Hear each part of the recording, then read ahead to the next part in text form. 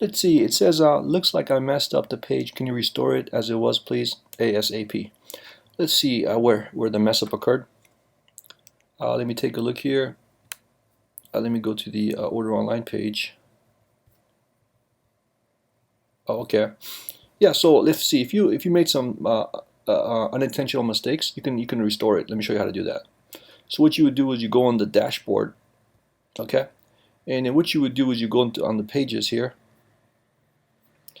and then you go to revision history. So let me show you where that's at. So here I am on the order online page, and then once I go on there, you'll see something called a revision. See how it says 14 of them? What you do is you press the browse button right here,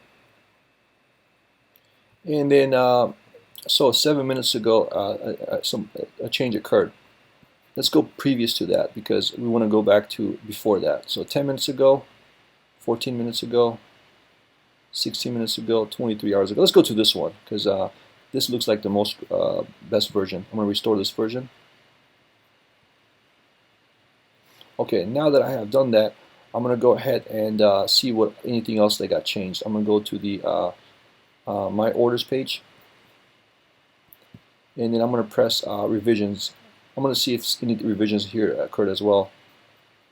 Okay, this one is fine. Okay, so let's go ahead and now take a look at what this looks like. I'm going to go back to the page here. There we go, yeah. So we got it back to normal again. So again, if you guys unintentionally make a mistake, there's a revision history so you can go back and make it work correctly again. All right? Thank you so much for your time.